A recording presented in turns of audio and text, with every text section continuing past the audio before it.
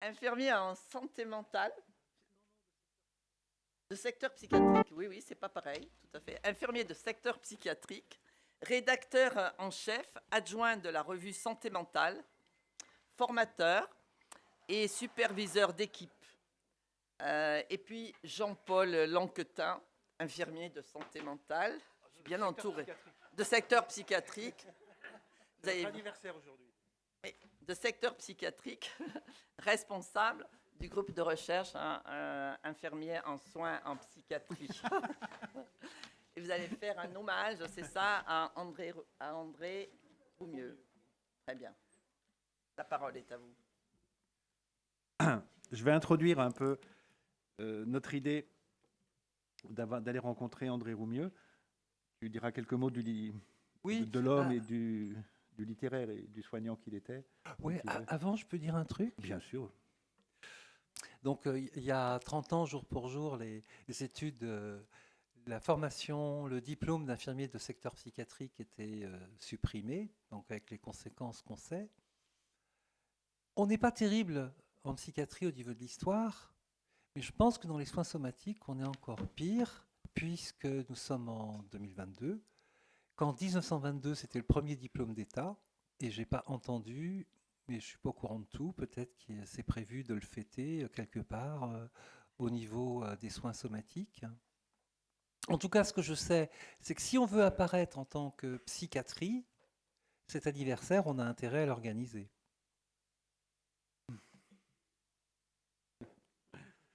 Oui, donc cette date historique. L'idée de rencontrer André Roumieux, en fait, elle était venue après les 5e rencontres. Je disais, la retraite approche. Cette année, on est plusieurs, enfin l'année dernière, on est plusieurs à être partis aux recherches. Tu nous as devancé un peu, Dominique. Jean-Marie, on est parti en même temps l'année dernière, enfin et d'autres. Chantal, ça fait quelques temps aussi. Bon. Et logiquement, oui, il y a un renouvellement des générations.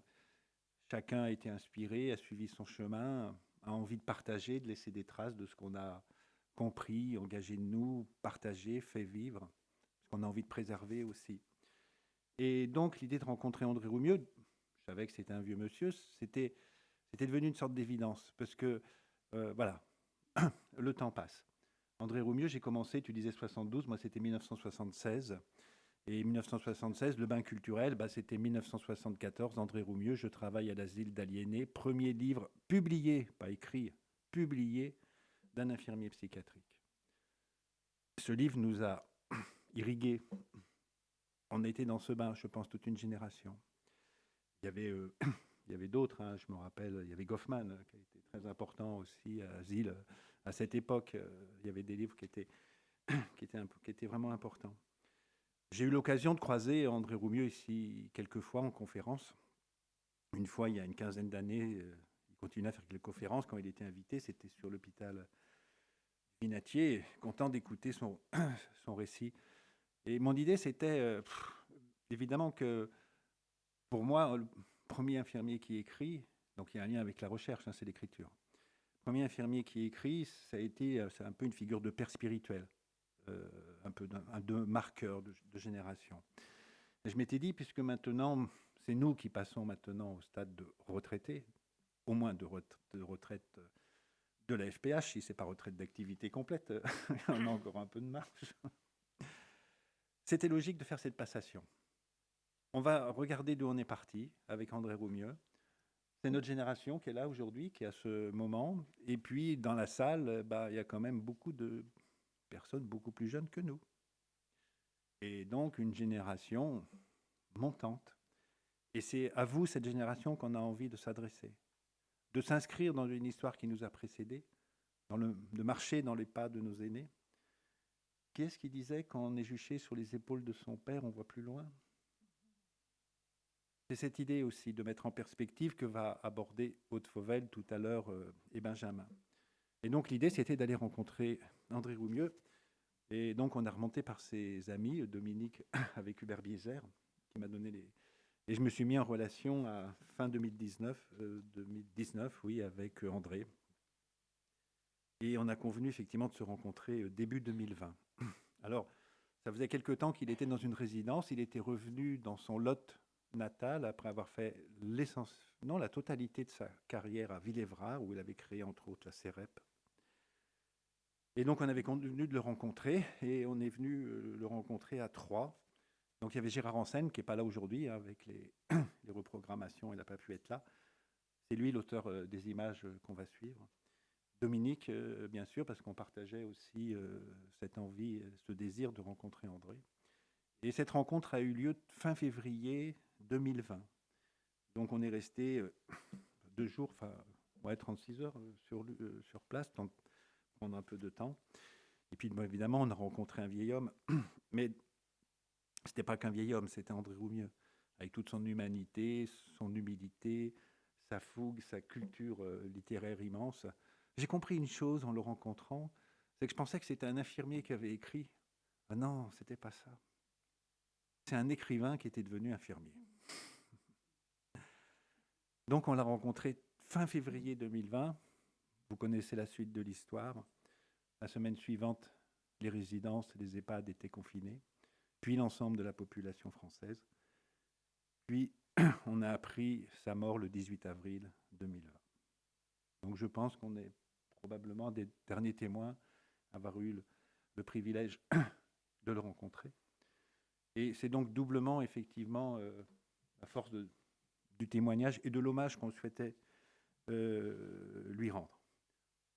Oui, donc André a été le premier infirmier psychiatrique à publier, mais dire ça, c'est rien dire.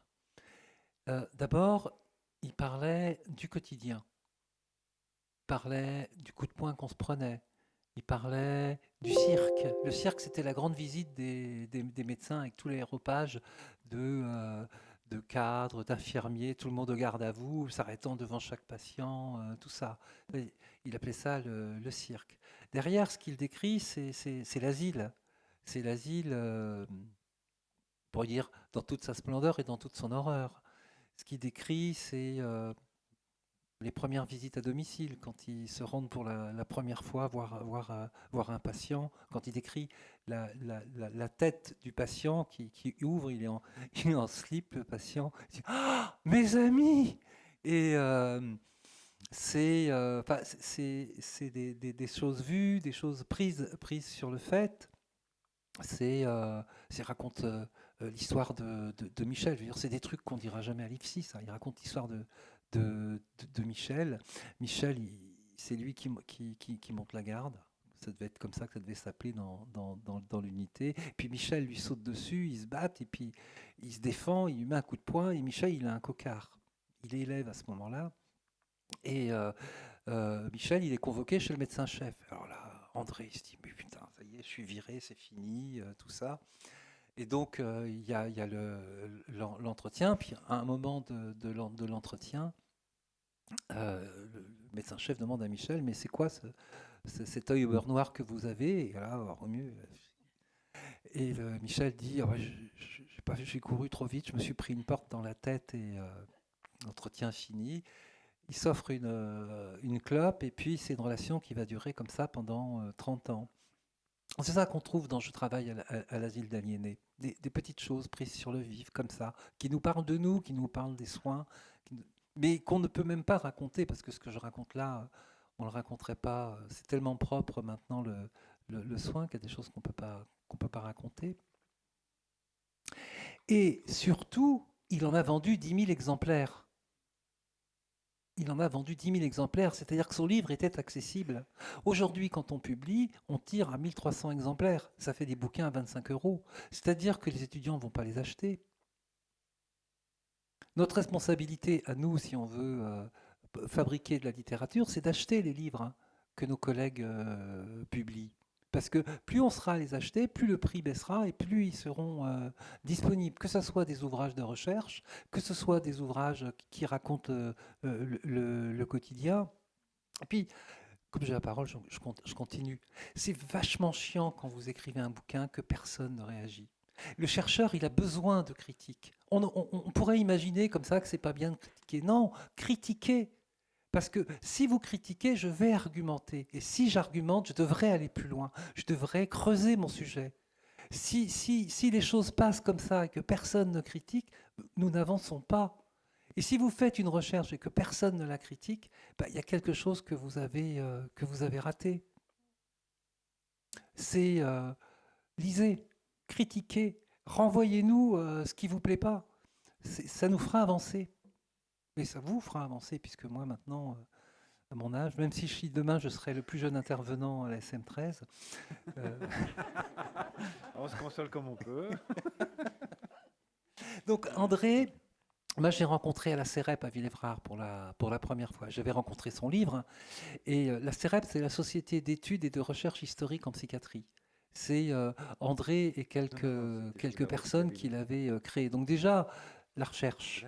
74, déjà, ils sont préoccupés par la recherche. La recherche en histoire, parce qu'il faut savoir qui on est, d'où on vient, pour savoir où on va.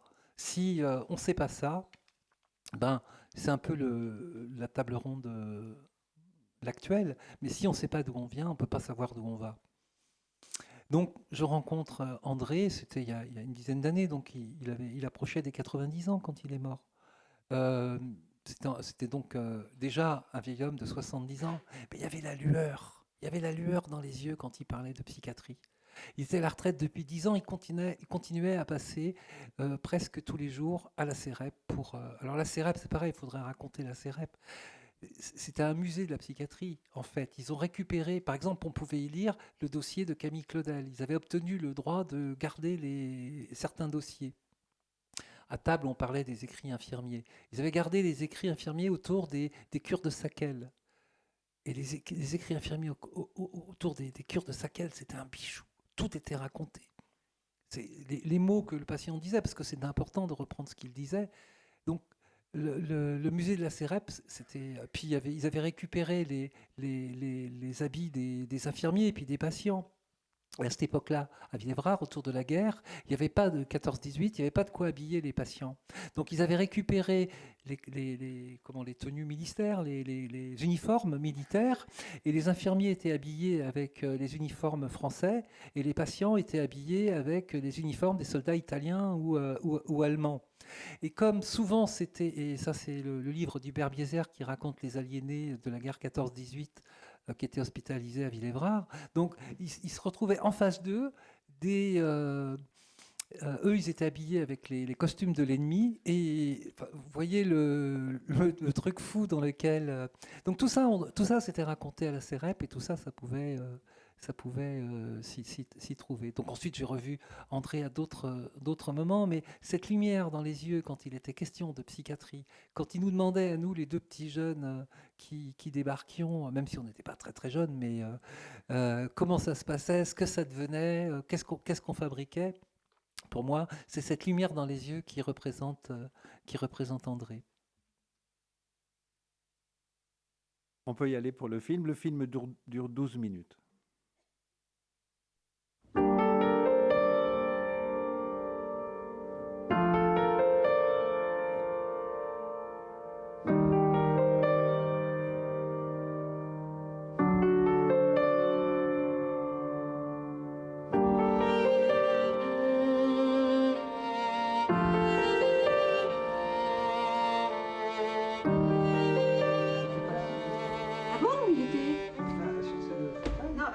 Tout à l'heure. Et je veux vous passer, je vous voyais passer au pas de course.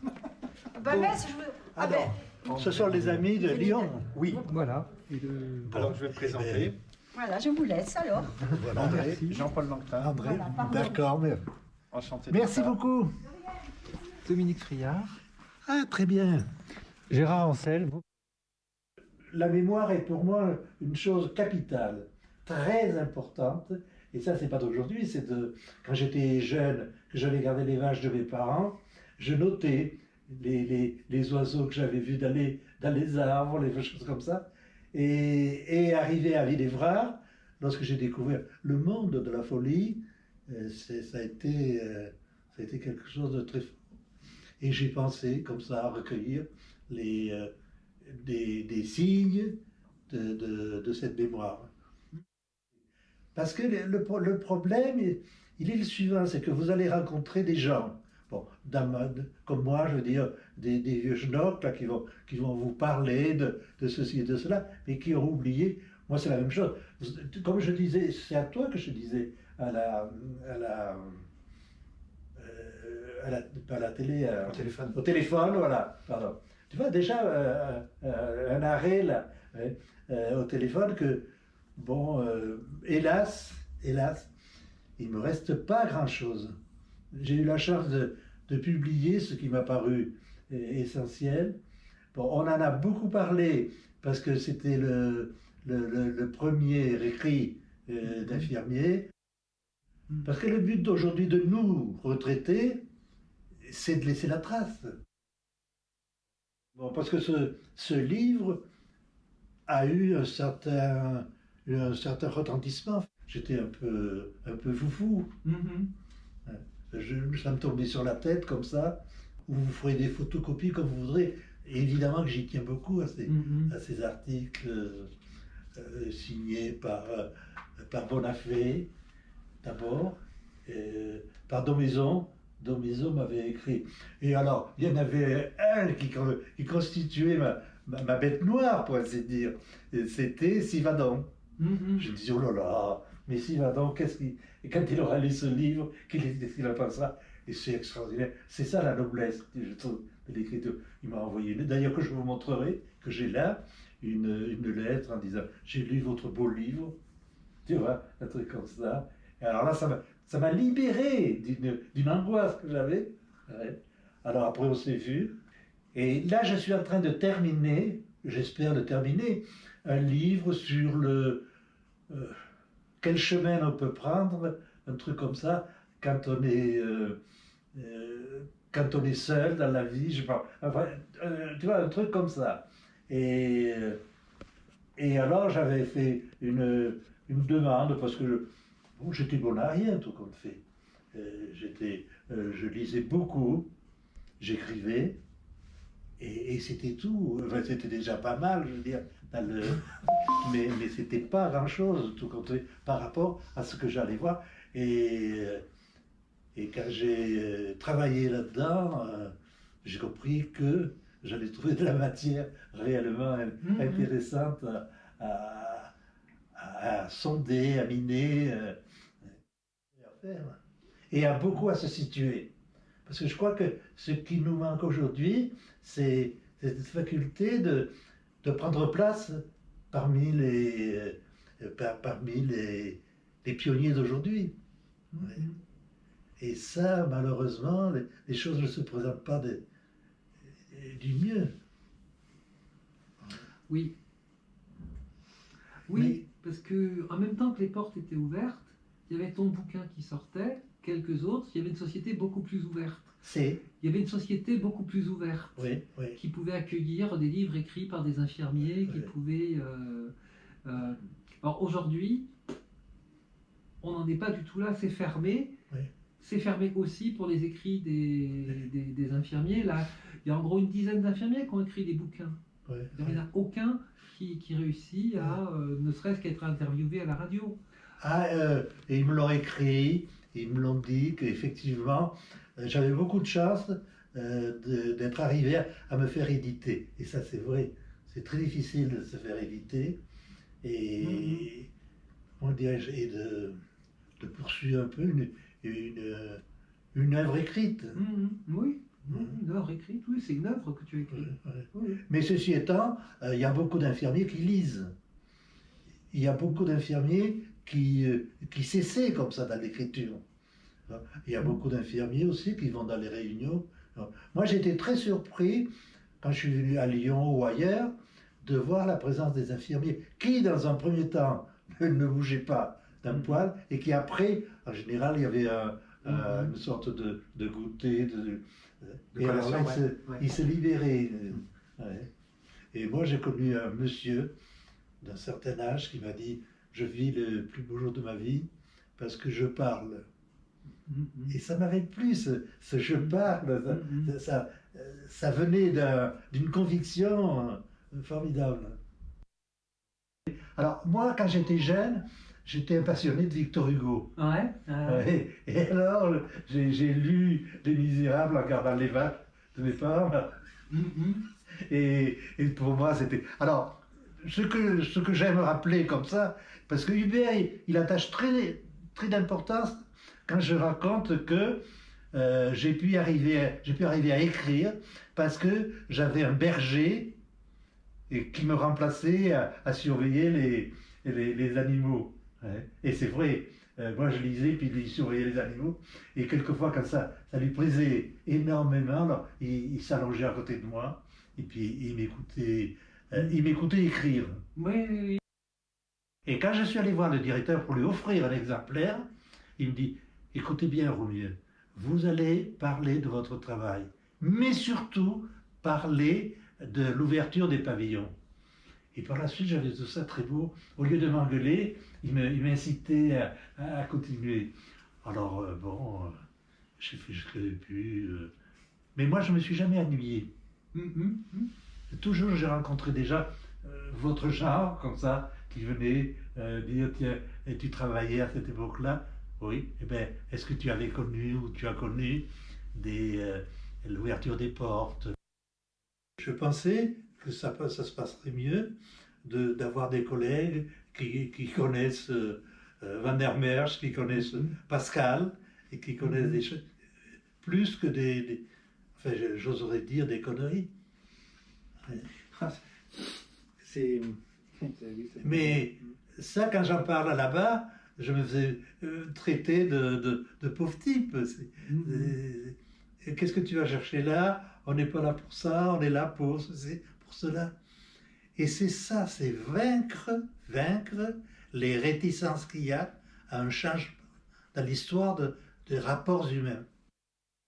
Je suis pauvre aujourd'hui de raisonnement, de ceci, ça. Moi, je me souviens avoir fait des réunions où je cassais des carreaux, figuratifs. Et voilà. Les infirmiers sont d'accord pour qu'on fasse comme tout le monde. Et faire autre que tout le monde, ça pose des problèmes.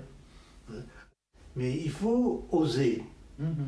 Ne pas avoir peur de bousculer les choses. Et ça, parce qu'il y a quand même des choses qui se passent sur le plan, par exemple, extra-hospitalier. J'avais un ami qui s'appelait Charles Goldblatt. Et Charles Goldblatt était un type qui faisait du théâtre, qui était un ami de Marc Jacob. Et il m'avait dit, vous savez, j'ai parlé à mon ami de ce que vous écrivez, surtout remettez-moi le manuscrit, ça le montrer à quelqu'un d'autre. Il s'est beaucoup vendu, et il s'est beaucoup distribué. D'ailleurs, je crois en avoir plus aujourd'hui, parce que c'est comme ça la vie. Mais à un moment donné, on ne parlait pas du livre de Roumieux qui est « Je travaille à l'asile d'aliénés ». On parlait du livre. Violence, répression, lutte, indignation, murs abattus, portes fermées, portes ouvertes.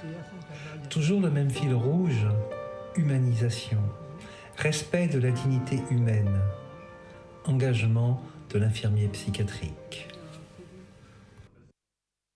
Je dis et je redis que c'est un métier très difficile, très dur, mais c'est un métier. Oui. Mais tu sais bien que moi je traite tous les problèmes par l'humour, parce que c'est mon mécanisme de défense. Mais je sais Hubert, mais je partage ton humour quelquefois. Ah mais j'espère bien. Mais oui, mais Hubert, ce qu'il y a d'extraordinaire, c'est que moi, je me dis un pauvre type du bas de l'échelle, qui a vécu ça, ça, et ça, je tiens à le faire partager aux générations d'aujourd'hui et de demain. Il faudrait avoir un cri d'espoir.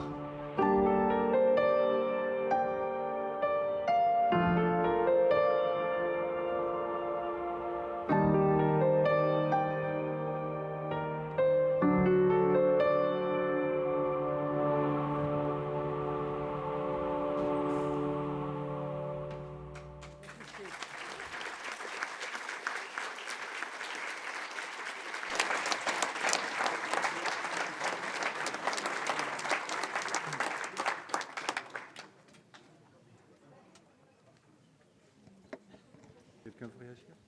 Oui. Oui, j'ai dit, il nous a touché. Enfin, moi, il m'a touché, quoi. Hein. Une manière de parler qui est très présente et qui touche, qui résonne. Alors, est-ce qu'il y a des personnes qui veulent prendre la parole? Jean-Marie. Moi, je voulais juste vous dire merci pour ce cadeau. C'est le hasard des choses. Heureusement que vous avez pu aller le voir. Je trouve qu'il a raison. Les témoignages de ce qu'on a pu être, de ce qu'on a pu faire sont essentiels pour la profession, pour les jeunes qui suivent ça. Et je trouve que ouais, c'est un vrai cadeau. Merci beaucoup. Je ne peux pas en dire plus, mais je suis aussi très ému.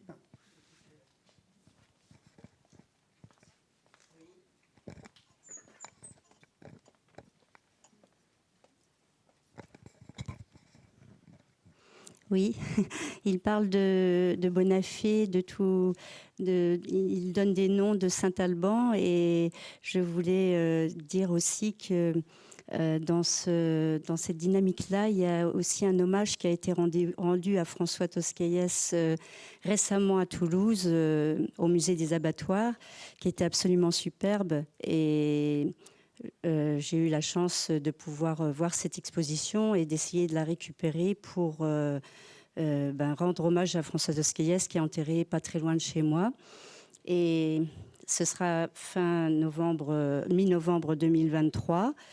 Et en même temps, ces hommes nous ont emportés tellement que je pense qu'on ne peut que leur rendre hommage de toute façon. Et là, c'est très beau. Et ce qu'a fait cette doctorante pour François Toscaïès, ça a tellement eu de succès que c'est parti là à Barcelone, ça part à Madrid et ça part à New York. Et ensuite, on récupère l'exposition, ce qui est bien sûr notre droit, puisqu'ils sont ravis que la psychiatrie puisse récupérer l'exposition. Merci Dominique. Ça se passera dans le Lot? Ça se passera au Temple sur Lot, dans le Lot-et-Garonne. D'accord. Là, on est dans le Lot, là, on sera dans le Lot-et-Garonne. À propos de Toscaïès, on peut rappeler qu'il a travaillé comme infirmier à Saint-Alban d'abord, avant d'en être le médecin-chef, puisqu'il était dans un camp de transit, concentration, qui récupérait tous les réfugiés de la guerre d'Espagne, et qu'il a été récupéré là. Il faisait de la psychothérapie dans le camp, hein. Il ne se contentait pas d'être prisonnier. C'est là où il arrive à Saint-Alban, et pendant un temps, il travaille d'abord comme infirmier à Saint-Alban. Et Toscaïès se caractérise probablement d'être le psychiatre de l'époque qui était le plus proche des infirmiers, puisque il a accompagné Marius Bonnet, autre infirmier, le premier qui publie dans la revue Esprit en 1952, et Louis Gauzy à un congrès de psychothérapie où les deux infirmiers vont présenter leur travail sur le Rorschach et le Zondi. Premiers infirmiers à intervenir dans un congrès scientifique en 1958. Et Toscaïès disait « Je suis comme le Christ avec mes deux larrons, un parce qu'il revient de Mathusen et l'autre parce qu'il est instite. » Il avait une grande humilité et il a mis en avant tout le temps les infirmiers, bien sûr, dès qu'il a pu, puisque c'est lui qui est quand même à l'origine de la psychothérapie institutionnelle et qui a évité le titre de gardien. Je voulais juste dire, Slimane Zerou, qui est infirmier à l'UMD, au Vinatier. Ce témoignage vient faire écho chez moi à une actualité quotidienne. Et ça me rassure de voir que finalement, quelqu'un d'aussi important pense des choses qui me concernent dans mon quotidien en tant qu'infirmier, c'est-à-dire l'idée qu'il dit des choses avec simplicité et qui sont complexes, notamment l'idée qu'il faut bousculer et qu'on bouscule à partir du moment où on prend des initiatives et qu'il faut oser. Et donc, tout cela demande du courage, de la créativité, et le dit avec une grande simplicité qui me fait plaisir.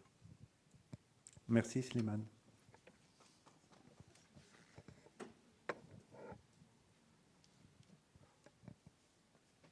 Oui. Oui. Je pense aussi que dans le message de filiation qu'il fait passer, il fait passer aussi un message que les choses sont possibles. Nul n'est impossible en fait, hein, et que le fait de dire, de faire savoir, de se positionner, ça se transmet et que ça fait aussi bouger, changer les choses. Hein, mais que voilà, parfois on a l'impression, quand on entend de témoignages de ces personnes, que mais ce qu'il a fait, c'est bien sûr, ça ne va pas, c'est immense et puis on n'y arrivera jamais. Si, je pense qu'il fait aussi passer ce message-là, que c'est possible. C'est possible, on peut écrire, c'est peut-être pas facile d'être publié, mais on y arrive. Les gens lisent et que ça se transmet. Et les congrès comme ça, où il y a des témoignages, où on peut transmettre ces éléments, ça contribue aussi à se faire savoir. Je crois qu'il faut vraiment retenir que c'est possible pour vous tous.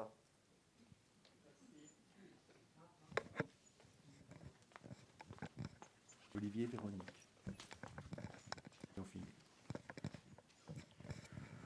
Olivier Hainaut, un infirmier de secteur psychiatrique, ancien élève de Chantal aussi.